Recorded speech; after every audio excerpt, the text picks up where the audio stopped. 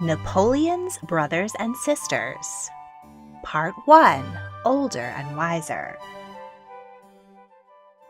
Napoleon Bonaparte is one of the most famous people in history. He was born into an impoverished minor noble family on the island of Corsica, but his remarkable skills on the battlefield and in politics saw him rise to Emperor of France and conqueror of much of Europe. But he was not the only Bonaparte making waves in the 19th century. His brother's prominent positions in the revolutionary government opened the door for him to seize power in the first place. And once he had it, he set his 7 surviving siblings up with thrones of their own and political marriages that gave him an advantage. Napoleon was a domineering head of the family. He demanded that his brothers and sisters submit to his will, and often clashed with them about how to run their own kingdoms and families, even pushing one of his brothers to defect to his greatest enemy, the British. All in the name of establishing a new Bonaparte dynasty to rule over Europe. Let's take a look at the emperor's childhood and meet his oldest brothers and sister. Carlo Bonaparte was the 3rd son of a noble family from Tuscany who were living on the Genoese-controlled island of Corsica. At 18, he married 14-year-old Maria Letizia Romolino, the daughter of an old noble Corsican family. Letizia was an outspoken firebrand. Her most famous son inherited her personality. Carlo received a large inheritance from his father, and Letizia's dowry provided the family with 31 acres, including a mill and a bakery, which provided for them comfortably. Within months of their wedding, Letizia gave birth to their first child, Napoleon. He was born and died on August 17, 1765. His grieving parents baptized him Napoleon, which was a popular Italian name of the time. Had he lived, his younger brother and future conqueror of Europe would have had a different name. In this age of high childhood mortality, it was common practice to name younger siblings in honor of their deceased older siblings. The couple's second child, Maria Anna, died of an unknown illness 2 days before her first birthday. In 1768, Genoa gave Corsica to King Louis XV of France in payment for a debt. The Corsicans, who were already pushing for independence, were outraged by the French takeover. Those who spoke out against the new regime were forced to flee the city of Ajaccio for the mountains. Carlo, Letizia, and their newborn son Joseph were among the refugees. From there, they launched a guerrilla campaign against the French. Letizia, pregnant, fought by her husband's side, but the revolt failed. The family returned to town and accepted their new French overlords, just in time for Letizia to give birth to her 4th child, Napoleon. Letizia struggled to breastfeed and hired a wet nurse and servant who raised the children, while she saw to the household duties. When the children were about 8 or 9 years old, they were each sent to France to be educated at boarding schools, as was common practice among the upper class at the time.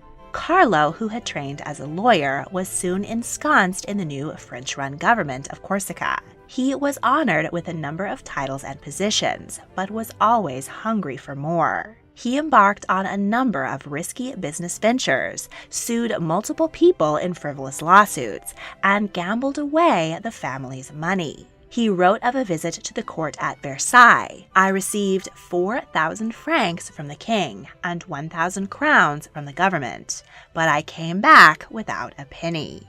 At 35, Carlo began to grow weak and suffered constant pain. He traveled to southern France for treatment, but died in 1785, age 38, of stomach cancer. He left Letizia and their 8 surviving children penniless. Upper-class women of the time had few opportunities to earn a living without a man, and Letizia still had young children to care for. She resorted to taking in laundry and relied on the salaries of her 2 eldest sons.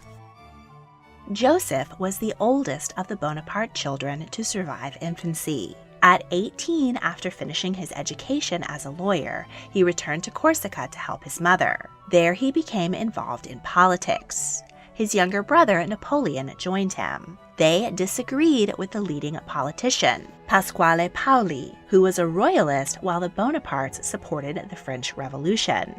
They decried Paoli as a traitor, and his supporters chased the family out of Corsica, pillaging their home and burning it down. The Bonapartes resettled in France just as the Reign of Terror was getting underway. In order to avoid being identified and persecuted as aristocrats, Letizia and her daughters claimed to be dressmakers on their passports, which were forged by Napoleon. But as they were still destitute and had to queue for food at the local soup kitchen, their disguise was effective. The only money coming in was from Napoleon's salary as a soldier in the French army. But fortunately, the little corporal showed great promise. After winning his first major battle, he was promoted to general. He was then able to move his mother and siblings into a modest chateau.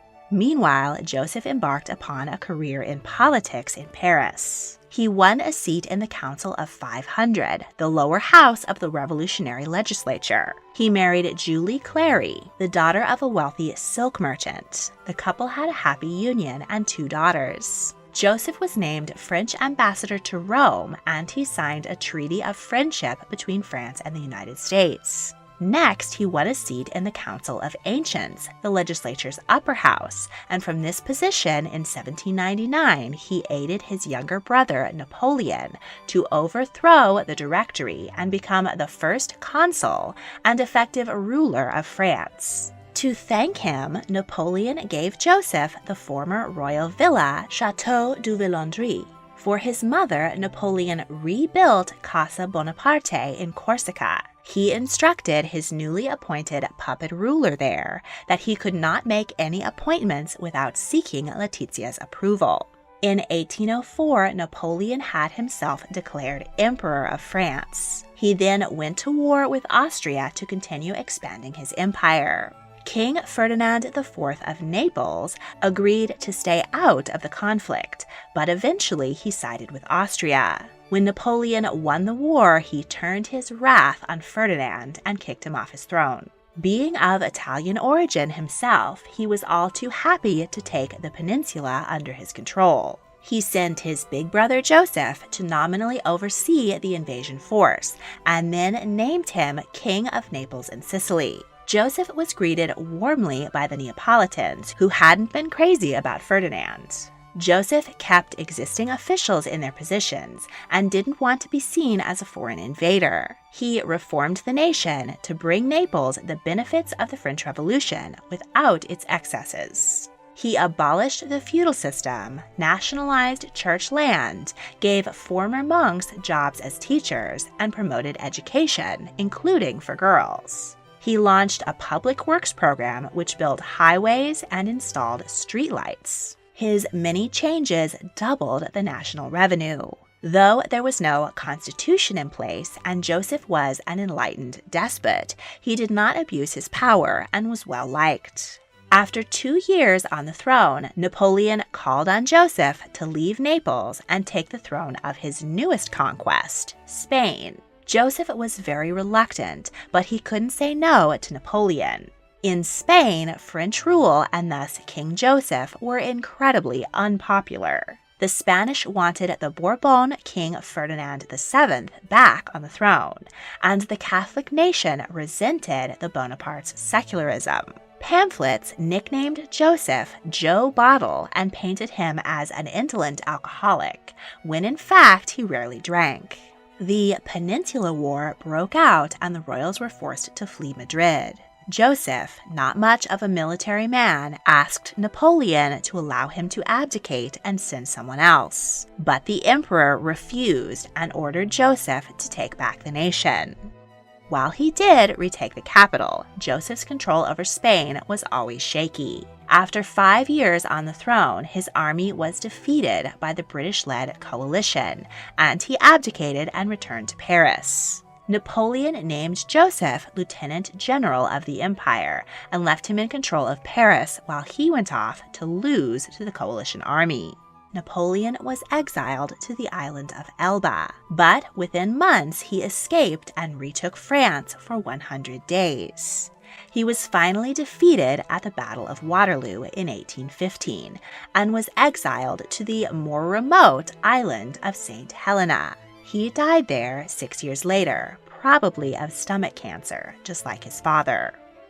Out of power, Joseph moved to the United States. He sold jewels he had stolen from the Spanish monarchy to set himself up in style on an estate called Point Breeze in Bordentown, New Jersey. It was described as the second finest house in America after the White House. In 1820, Mexican revolutionaries offered to crown Joseph Emperor of Mexico, but he declined. In 1832, Napoleon's only son, Napoleon II, died. Thus, Joseph became the rightful emperor of France in the eyes of Bonapartists. Joseph spent his final years in Rome, sharing a home, Palazzo Bonaparte, with his mother, Letizia, who lived comfortably on her many shrewd investments and reached the age of 85. Joseph died in 1844, age 76.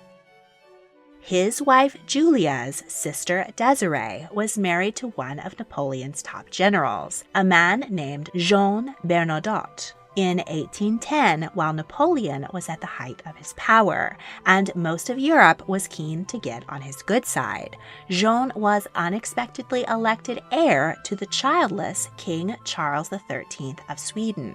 In 1818, he became King Charles XIV John of Sweden and Norway, establishing the Bernadotte dynasty, which still rules Sweden to this day. Napoleon was born in 1769, 20 months after his brother Joseph.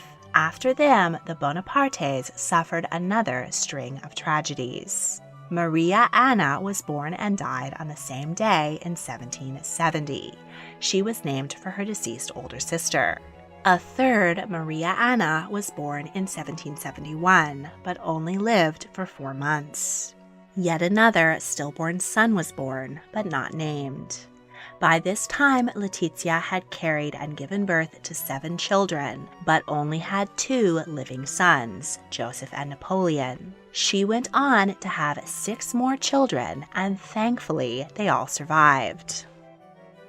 Lucien, the third surviving son, was born in 1775. He showed intellect and an interest in history from a young age. He followed his older brothers to military school in France and was also educated at a seminary, though he never became a priest. He was 14 when the revolution broke out. He became a popular political public speaker in Corsica, nicknaming himself Brutus. He was a supporter of Robespierre, which landed him in prison during the Reign of Terror. He got out of that and married Christine Boyer, the illiterate daughter of an innkeeper. His ambitious mother and older brother disapproved of the match, but Lucien didn't need his big brother's approval. He was popular on his own terms and was elected president of the Council of 500. He was the only Bonaparte sibling who didn't owe his position in some part to Napoleon, and this was a great source of tension between the brothers. In fact, Lucien was a crucial part of Napoleon's coup d'etat of the French government in 1799. Lucien galvanized the legislature behind his brother by mounting a horse, pointing a sword at Napoleon's chest, and swearing to run him through if he ever betrayed the principles of liberté, égalité, and fraternité. The following day, Lucien arranged for Napoleon's formal election as first consul. In thanks, Napoleon made Lucien Minister of the Interior, from which position he announced that the French people had voted 99.9% in favor of Napoleon's new constitution, results which he almost certainly falsified.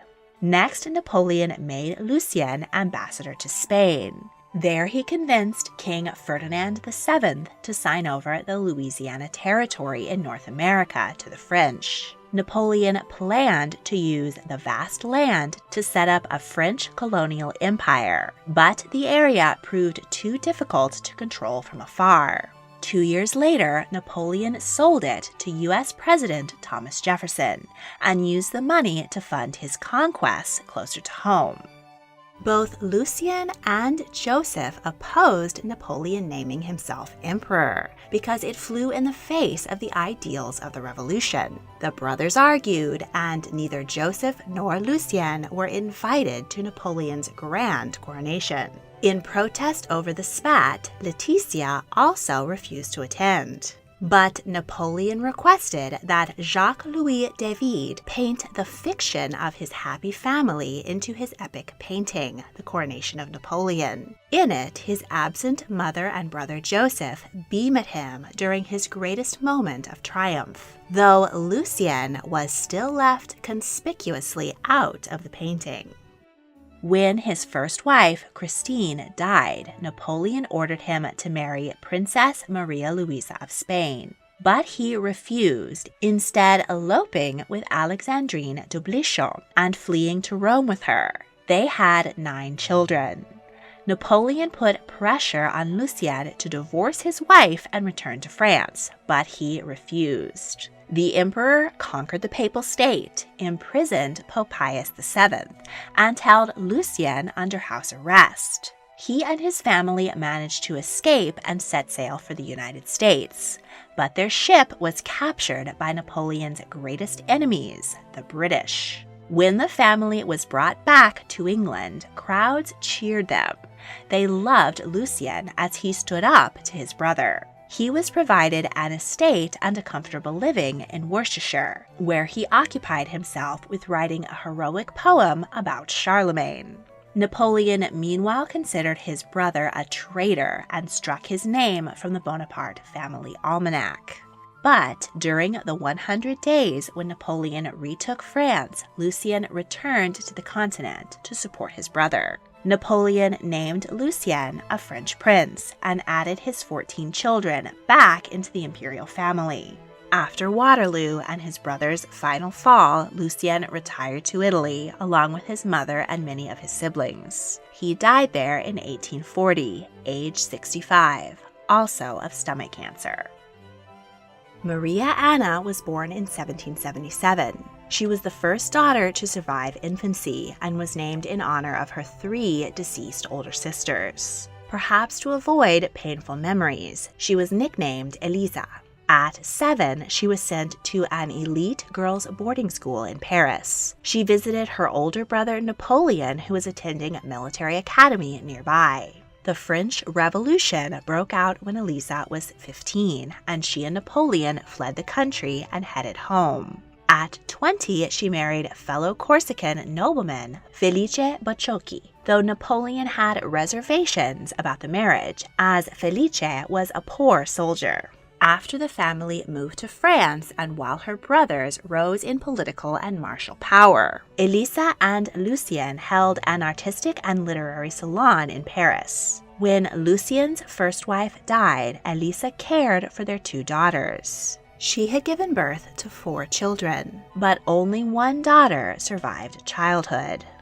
When Napoleon became emperor, Elisa and her sisters persuaded him to create them imperial princesses, and they adopted the style Imperial Highness. In Jacques-Louis David's painting, all 3 Bonaparte sisters, Elisa, Pauline, and Caroline, can be seen standing behind Josephine as Napoleon prepares to crown her. The 3 sisters did indeed attend, but in reality, they and their mother were all intensely jealous of Josephine and resented the honors Napoleon lavished upon her and her children.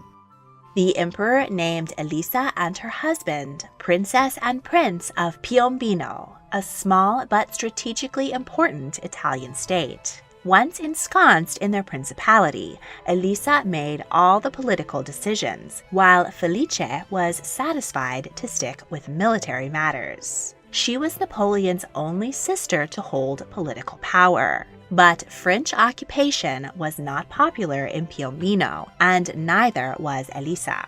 Napoleon added Massa and Carrara to her possessions. Carrara was one of the biggest white marble suppliers in Europe, and Elisa set up a sculpture academy and a bank to promote converting the raw marble to much more valuable works of art, thus importing Carrara marble sculptures all over the world.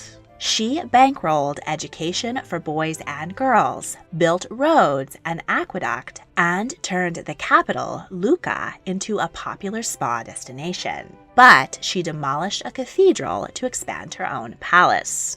After 9 years in Piombino, Elisa asked Napoleon to put her in charge of the much grander Italian state of Tuscany. He obliged, making her Grand Duchess. Again, she was coldly received. Her arrival in Florence coincided with a revolt over forced conscription into Napoleon's army, which resulted in the assassination of the mayor. Elisa continued to support the arts and sciences in this historic center for both, but she made herself even more unpopular by closing monasteries and nationalizing church land. When Napoleon took over the Papal State and removed Pope Pius VII, the pontiff sought refuge in Tuscany, but Elisa turned him away. Religious Italians were not impressed. Elisa had a sharp tongue and wasn't afraid to challenge the emperor, leading to frequent conflicts between them. When she traveled to Paris to attend his wedding to Marie Louise of Austria, Napoleon took the opportunity to demand that she repay money he had lent her to build her sculpture academy. She paid up, but when she returned home, she found Napoleon had sent envoys to demand the money again. She refused to pay twice, so Napoleon demanded a conscription of Tuscan men. The new draft destroyed what little support Elisa had built there, and she was forced to leave her Grand Duchy. She went back to Piombino, and despite the animosity of the community, she bought and restored a villa. Her brother's wars in Italy forced her to flee again to Austria while pregnant. She was there when Napoleon was defeated by the coalition, and she was arrested and held prisoner for 5 months. Her 5th child, Frederic, was born during this time. Luckily, he survived childhood. Elisa was eventually allowed to return to Italy and be with her family. There she became involved in archaeological digs. She contracted a fatal illness at an excavation site and died at the age of 43, the only adult Bonaparte sibling not to outlive Napoleon. In next week's episode, we'll meet the emperor's 4 youngest siblings. Louis, who was forced to marry Napoleon's stepdaughter and sent to rule Holland. Pauline, who was sent with her husband to take control of Haiti. Caroline, Queen of Naples. And Jerome, who abandoned his pregnant wife on his big brother's orders. Don't want to wait to see the next episode? Patrons get exclusive early access to almost all of my multi-part series on Patreon early. If you would like to become a patron and help me make more fascinating history videos, check out the link in the description. Thank you for watching.